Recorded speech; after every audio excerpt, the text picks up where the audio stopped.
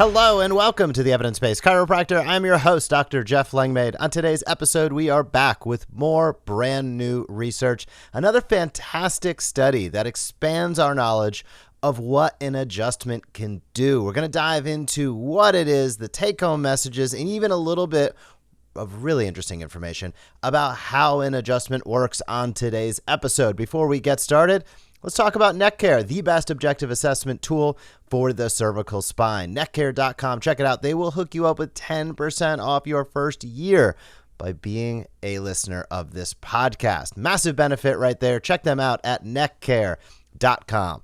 But as I said at the top, we are talking research.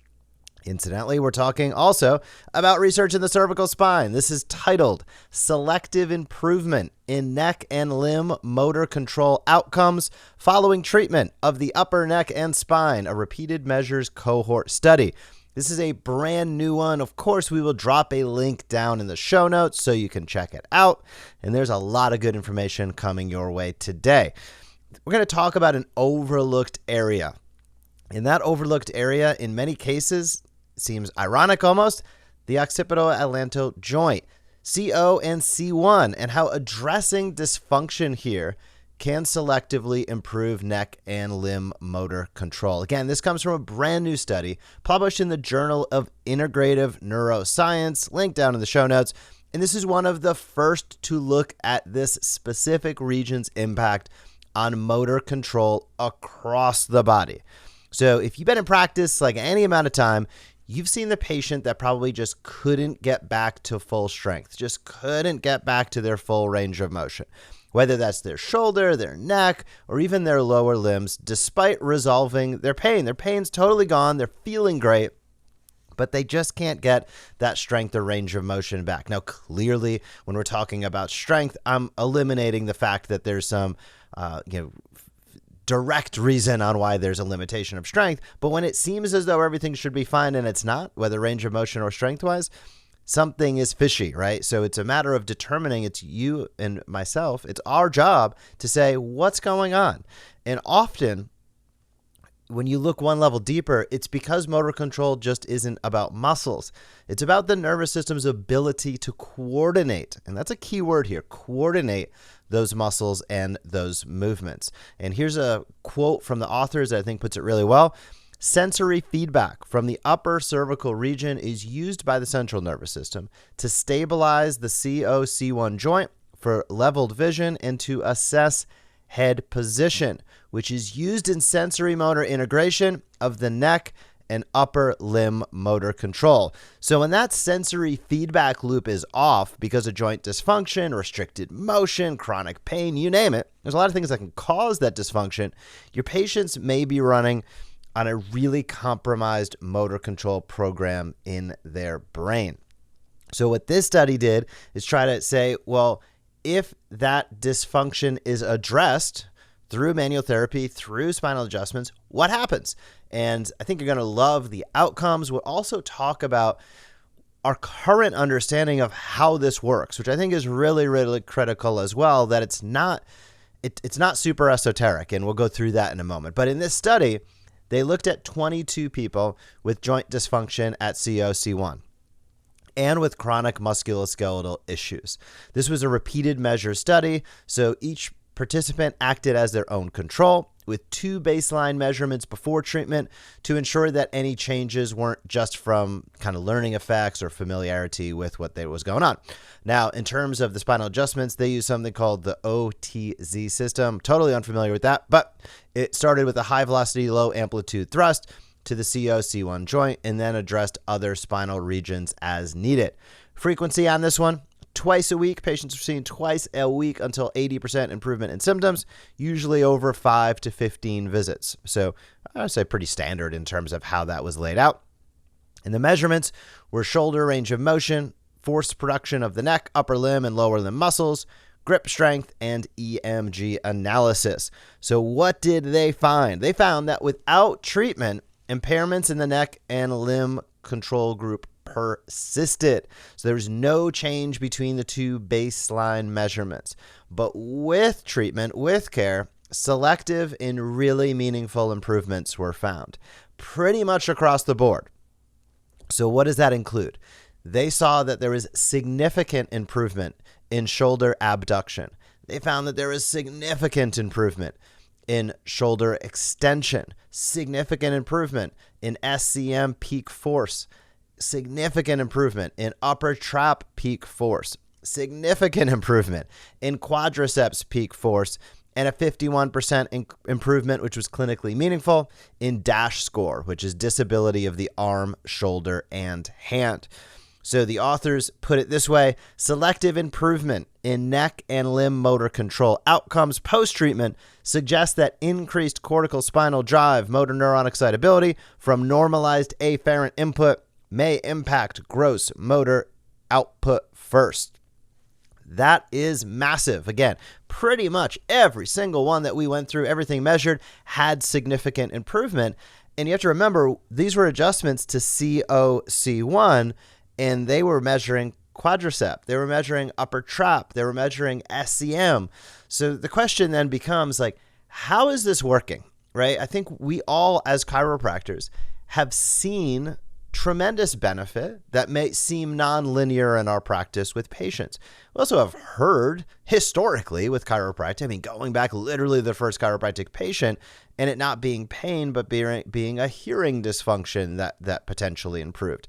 That there's a lot going on, as we talk about every week on this podcast practice. There's a lot going on when you deliver an adjustment. But in this case, let's go one level deeper with COC1 and explore how is this really working from a research-backed science perspective. And a lot of this comes down to neurophysiological chain reactions that ultimately start in the upper cervical spine and then ripple really throughout the entire central nervous system to influence motor control throughout the body. So the starting point here is the fact that the COC1 joint is a sensory hotspot. The suboccipital muscles that surround COC1 have some of the highest densities of muscle spindle fibers in the entire body. These muscle spindles are specialized sensory receptors that can constantly feed information to the central nervous system about joint position and movement. So their sensory feedback is sent to really important places: brainstem, cerebellum, cortex, via dorsal column, cunocerebellar and spinocerebellar pathways, So when COC1 is restricted or it's dysfunctional, that sensory input becomes distorted, and that leads to what's called maladaptive sensory motor integration, SMI. That's basically the dysfunction. So you can think of it like a bad signal in your body's awareness system. This affects movement control throughout the body, not only in the head and shoulders and neck, but also even down to the lower limbs.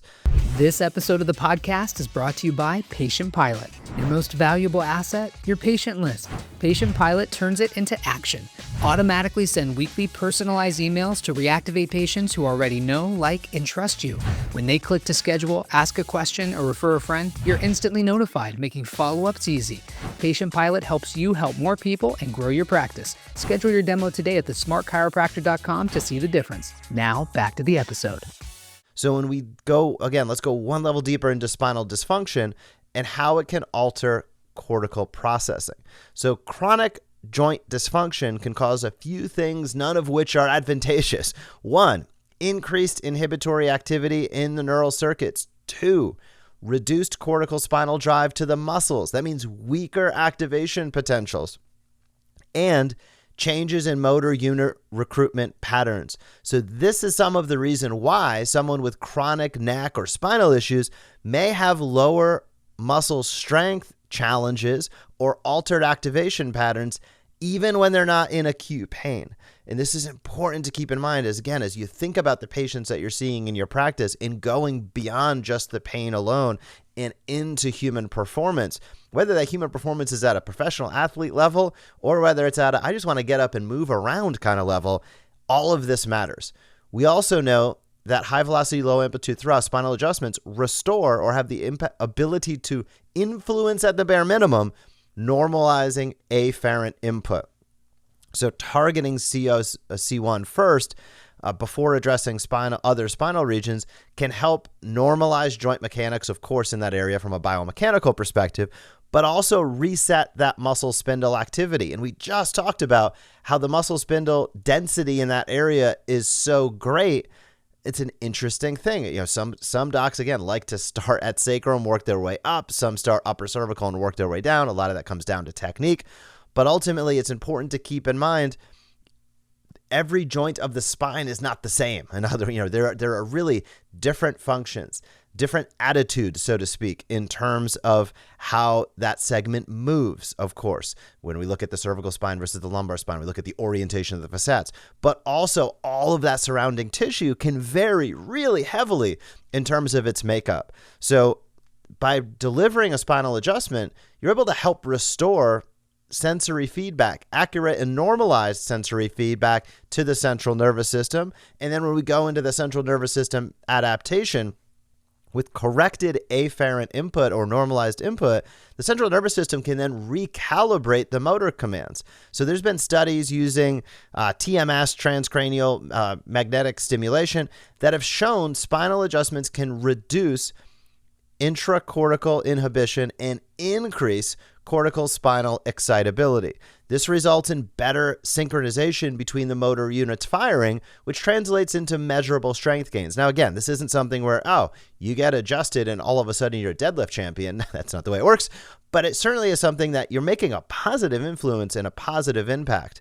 And the paper noted increased cortical spinal drive, motor neural excitability from normalized afferent input may impact gross motor output first. So really important things to keep in mind, especially as you're discussing this. Now, this is technical. We'll get into how you can apply this to your patient communication, but it's really, really exciting, I hope, as you're hearing this. So let's also touch on systemic motor control effects. So because upper cervical afferent input integrates directly with whole body postural and movement control systems, the improvements aren't limited only to the neck. So this is where we see things like shoulder range of motion improvements. Why? Because of better scapular positioning and better activation of the trapezius and SCM. We see lower limb strength improvements through global reductions in those inhibitory reflex activities and increasing that cortical drive again.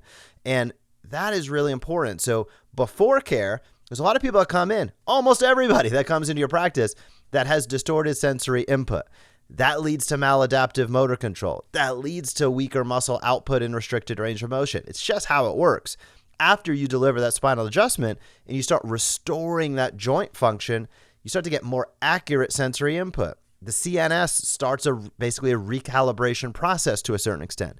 There can be improved cortical drive, and then that can lead to stronger muscle output and better range of motion. So it's not this magic thing. It's really neurophysiology in action in your practice. So for many of us, many patients we see are looking for pain relief, but many want improvement in function after that, and human performance, and the ability to stay as well as they can, as long as they can, doing the things they love with the people they love, as I like to say. And that's function in a nutshell. So the fact that there can be things like quadricep strength improvement after treating the upper cervical spine, it not only suggests, it really highlights the central nervous system influences that we have when we deliver the adjustment beyond the local effect. And a couple weeks ago, I was discussing always looking at the next joint. Somebody comes in with a cervical spine issue, always ensure that you look at the shoulder. If somebody goes with a shoulder issue, check the elbow and the cervical spine. Always look towards the next joint or the spinal region as part of your evaluation. And I think that this just speaks to it again. And I'll just continue to encourage everybody not to become so too myopic, I should say, looking at the area of pain alone, because you want to be a pain relief specialist and you don't want to feel like you're selling or taking advantage of somebody or whatever those excuses are that go on in many chiropractors' minds, trying to do the right thing, but actually encumbering their patient's ability to get maximum benefit. So as with everything, there's a continuum, but understanding the research of how the care that you deliver, I should say, can improve people beyond the local effects is something that we all should consistently be reminded of, and consistently remind our patients of as well, because I can guarantee you they have no idea. So as we're learning, as you're learning, I hope you're able to take some of this knowledge and communicate it to your current patients so that they can appreciate the depth of what you are providing with them. So this study aligns with broader research that has come out showing that the spinal adjustments that are delivered can do things like reduce cortical inhibition, improve cortical drive, and enhance neuromuscular efficiency. So it's another thing, when you adjust, you're not just, helping the joint move better. You're really recalibrating the body's control systems, which is really, really impactful. So in practice, don't overlook the upper cervical spine. Even if there's things going on and elsewhere, it's probably not a bad idea to check the upper cervical spine with patients, especially if they're coming in with neck, shoulder, or even lower extremity issues.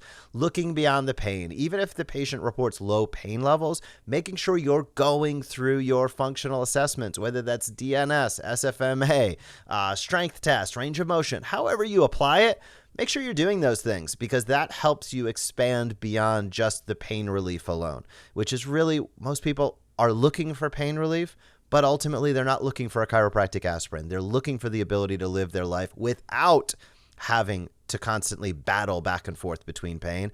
And that only comes when their threshold increases. Also educating patients, letting them know that you're not addressing just their pain, but how their brain and body communicate for better performance and a lower risk of re-injury. And then documenting, of course, those functional changes, using those objective measurements, grip strength, range of motion, force output, however you do it, documenting that each and every step along the way. So I loved this study. I think, again, it expands the knowledge of how an adjustment works. It helps highlight some really important things that all of us need to keep in mind.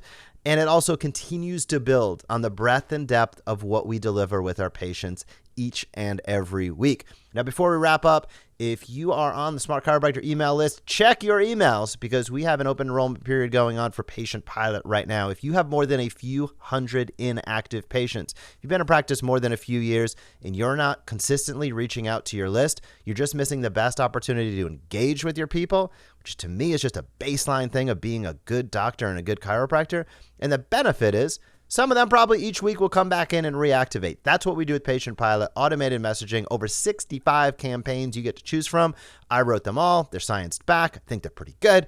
We send millions of emails on behalf of hundreds of doctors. We would love to have you on our team, impacting the world by ultimately reaching out to your people. You can put up a social media post. It'll reach 1% of people. Our emails, 50% plus open rate. So you're going to be able to reach way more people, way more consistently. That's what Patient Pilot is all about. Reactivations are the side benefit of that. We have special pricing going on right now as well for a limited time. So be sure to check that out. Otherwise, I thank you so much for tuning into this podcast. Thank you for being a chiropractor. Have a fantastic week in practice, and I will talk to you soon. Thank you for joining us on this episode of the Evidence-Based Chiropractor. If you want to grow your practice, come back for next week's episode. If you want to grow faster, visit the evidencebasedchiropractor.com and join our MD Marketing membership today.